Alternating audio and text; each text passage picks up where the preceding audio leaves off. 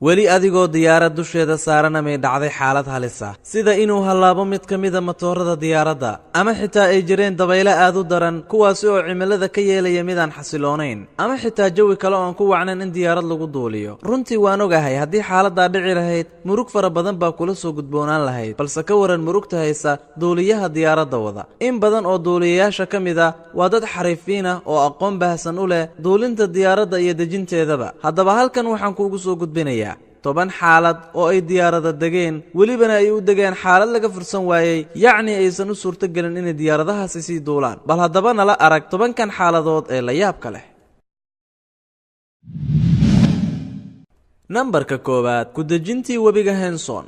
xaaladdu waxa ay ahayd mid degan, balse mararka qaar shimbiruhu waxay sabab u noqon karaan shil dhanka hawada ah. diyaaradan oo rakaab ka soo qaaday waddanka Mareykanka ayaa intii ay hawada ku jirtay waxaa ka hor yimid jamaaco ama guruub badan oo shimbiro ah. kadibna markii la isjeeray midaasi waxa ay sababtay in labada matoor ee diyaaraduba eber noqdaan. duuliyuhuna qolada kontaroolka ayuu la xiriiray, balse ilbiriqsiya kadib waxuu ogaaday diyaaraddu inaysan sii duuli karin. sidaa darteed waxauu si degdega ugu dul dejiyey webiga Henson. balse nasiib wanaag dhammaan dadkii diyaaradda saarnaa cidna dhibaato may gaarin oo iyagoo caafimaad qaba oo nool ayaa dhammaan laga soo saaray diyaaradda. taana waxay ku dhacday fadliga Ilaahay kadibna dadaalka duuliyahaasi aadka u caqliga badan.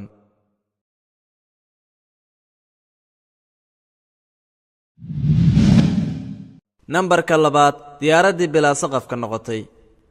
in badan waxaan jecelnahay inaan aadno meelaha lagu ciyaaro, meelaha lagu madadaalo ee laga helo maaweelooyinka iyo sheekooyinka kala duwan. rakaabka diyaaraddan oo tiradoodu gaaraysay 737 qof ayaa waxaa loo dhibaato geliyey oo qasab ku noqotay in masaafo gaaraysa 3000 mitir diyaaradda si degdega looga soo dejiyo. sababtuna waxay ahayd diyaaradda ayaa bilaa saqaf noqotay oo saqafka kore ayaa fuqay. dabaylaha ayaa dadka wejiyadooda garaacayay, qabowguna wuxuu ahaa mid aad u daran. sidoo kale degdega ay diyaaraddu ku duulaysay waxa uu gaarayay 330 mayl saacadiiba. safarkan ayaa waxa uu ahaa mid kooban, iyadoona rakaabka laga wadayay magaalo loona wadayay magaalo kale. waxaana la go'aamiyey in safarkan uu ku idlaan doono muddo 35 daqiiqo ah, laakiin wixii dhacay daqiiqadii 23aad waxay ahaayeen wax la yaab leh. wax badan baa isbedelay sababtoo ah diyaaraddii saqafkii kore ayaa ka fuqay. dadkii rakaabka ahaana waxayba is arkeen iyagoo dhexda ka taagan heerkul aad u qabow, balse duuliyihii ama kabtankii diyaaradda si degdega ayuu diyaaradda ku dejiyey. wuxuuna diyaaraddii ku dejiyey dhul cagaar ah iyadoona qofna ay waxba noqon, dhibaatana aysan soo gaarin. nambarka 3 ku duldegiddii xeebta. damaashaad iyo baashaal ayaa loo aadaa xeebaha. in badanoo dadka ka midana inay dabaal ku bartaan ayay u tagaan, kuwo kalena waa kuwo xariifiin ku ah dhanka dabaasha oo xeebtaba waxay u aadaan inay ku soo dabaashaan waqtina ku soo qaataan. laakiin dhacdada xeebtan aan ka hadlayno waa ka duwan tahay midda. xeebtan ayaa waxay dhacdaa ama ku taallaa meel u dhow garoon diyaaraduhu ka duulaan oo ku yaala meel jasiirada. markii diyaaraduhu soo duulaan waxay joog hoose ku dul maraan xeebtan, iyadoona mararka qaar diyaaraddu ka sarraysa dadka 10 mitir oo keliya. in badan ayaana looga digaa dadka halkan soo booqda ama dalxiiska ku yimaada in ay iska ilaaliyaan joogga hoose ay diyaaraduhu ku soconayaan, midaasi oo iyaga ku sababi karta dhibaato weyn.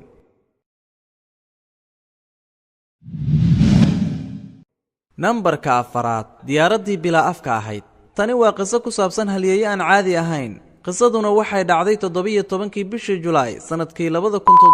waxaa u suurto gashay duuliyahan u dhashay waddanka Ukraine ee lagu magacaabo Alexander inuu diyaaradda si degdega oo aad u cajiiba ugu soo dejiyo garoonka magaalada Istanbul ee waddanka Turkiga. diyaaraddan ayaa Istanbul ilaa Qubrus waxay ku duulaysay joog gaaraya 4000 fiit. markii qayb barafa ee afka hore ee diyaaradda jabisay, sidoo kalena daaqadii dhalada ahayd ee diyaaradduna jabtay.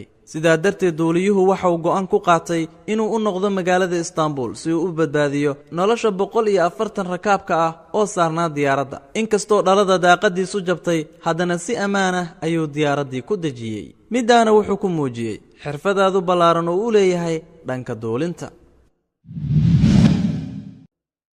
nambarka 5 duuliyihii bannaanka u soo baxay. waxaa arrin aad u adag ah in uu qof koro saqafka kore ee diyaaradda, laakiin taa micnaheedu ma ahan inaan la heli karin dad nooca ah. sanadkii 1990 diyaaraddan ayaa waxay ka duushay Ingiriiska waxayna u socotay dalka Spain.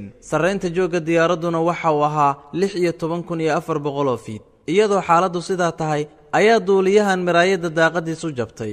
kadibna cadaadiskii gudaha diyaaradda ayaa bannaanka u baxay iyadoona duuliyuhu ku dhegnaa qayb kore oo ka mida diyaaradda halka qaybtiisa kore ay bannaanka jirtay qaybtiisa hoosena ay diyaaradda ku guda jirtay asxaabtiisu waxa ay isku dayayeen inay gudaha soo geliyaan balse duuliyaha kale ee kaalmaynaya ayaa isna wuxuu ku guda jiray inuu diyaaradda si degdega ku dejiyo garoonkii ugu dhowaa ayuuna ku dejiyey weliba si aamin ah balse duuliyihii qaybtiisa sare bannaanka ula soo baxay isagoo nabad qaba ayuu diyaaradda ka soo degay inkastoo intii hawada lagu jiray uu barafoobay aadna uu qaboobay sidoo kalena uu ka sheeganayay xanuun ka haya labada gacmood shaqadiisana si toos ayuu ugu soo laabtay 5 bilood kadib oo uu ku maqnaa xaalado dhanka caafimaadka ah markii baaritaan la sameeyeyna waxaa la ogaaday in qaladku ka yimid mid ka mid ah shaqaalaha dhanka makaanikada diyaaradda oo mismaaraan munaasab ahayn ku xiray daaqadda sidaas darteedna cadaadis badan oo ku dhacay daaqadda ayaa waxa ay sababtay inay jabto oo markaana diyaaradda ay la soo gudboonaatay xaaladaasi degdeg ah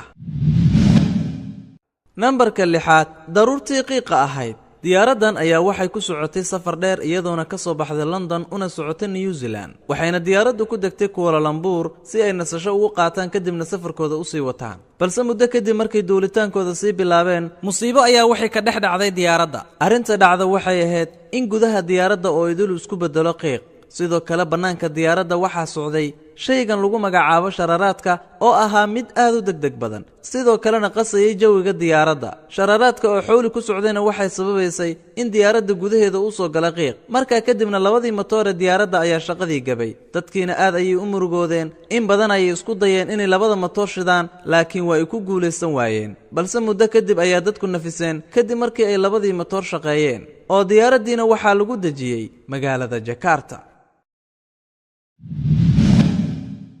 nambarka 7 Jimmy Lee Glider naynastaasi waxaa iskala diyaarad laga leeyahay waddanka Canada oo loo dejiyay qaab cajiiba si kadisa diyaaradda oo ku duulaysa 40,000 feet waxaa shaqadii si kaamil ah u joojiyay labadii matoor ee diyaaradda kabtankii diyaaradda ayaana loo dhibaato geliyay oo ay degdeg ku noqoto inuu diyaaradda dejiyo halkii ugu munaasabsaneedna waxay noqotay meel barxada oo lagu qabto tartanka gawaarida markii uu diyaaradda dejin rabayna waxaa damay dhammaan nalalkii diyaaradda ee kala duwanaa midaasina arrinta ayay sii qastay balse kabtankii diyaaraddu waa uu dejiyey weliba si ammaan ah iyadoona qof aysan dhibaato soo gaarin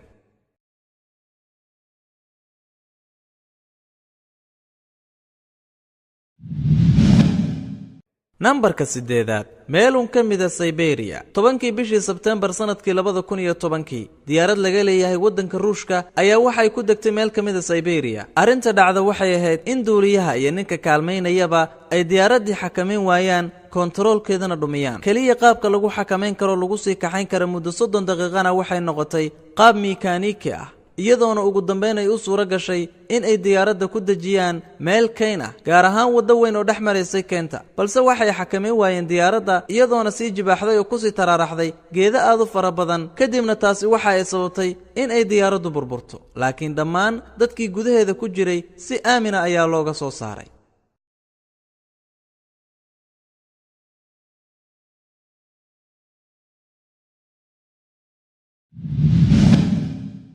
nambarka 9 haykalkii ama qaabkii naaqiska ahaa ka waran adiga oo diyaaradda saaran haddii lagu sheego diyaaradda aad saaran tahay in meelo badan oo iyada ka mida ay halaysan yihiin oo aysan shaqaynayn sidee bay falcelintaadu noqon lahayd diyaaraddan ayaa waxay u socotay Casablanca markii ay duushana taayirka hore ama shaaga hore ee yar ayaa eber noqday intaa ku darso dadka diyaaraddan saarnaa waxay ka sheeganayeen isku dheelitirnaansho la'aan ka jirta diyaaradda sidoo kalena waxa ay sheegeen inay dareemayeen qabowaad u daran kabtanka diyaaraddan ayaa ku qasbanaaday inuu dejiyo iyadoo shaaga ama taayirka hore uusan shaqaynayn kadibna markii uu dejiyay midaasi waxa ay sababtay in qaybo badan oo ka mid ah diyaaradda ay burburaan laakiin dadkii gudaha ku jiray oo idil si nabada ayay uga soo baxeen diyaaradda nambarka 10 dabaylihii kaba soo qaad adiga oo duuliye ah diyaaraddaadana si nabada ugu duulinaya hawada ayaa waxa kula soo gudboonaatay xaalad halisa midaasi oo qusaysa dhanka dabaylaha arrintan waa mid ku dhacday diyaaraddii u sii jeeday ama u socotay Hamburg kabtankii diyaaradda ayaa waxa waajib ku noqotay inuu diyaaradda dejiyo inkastoo jireen cawaasif iyo dabaylo aad u daran oo xitaa waxyaabaha qaar ee ka horeeyay ayuusan arki karin balse kabtanka oo ahaa nin aad u caqli badan ayaa diyaaraddii waxa uu dejiyay si ammaan ah inkastoo garabyada diyaaradda qaybo ka mid ah ay halaabeen oo ay markaa kadib shaqadii ay gabeen waad ku mahadsan tahay daawashada muuqaalkan. fadlan haddii ay tahay markii kugu horraysa ood soo booqato kanaalkan, sabskrayb dha oo gambaleelka furo siina gaarsii asxaabtaada. fii amaanillaah.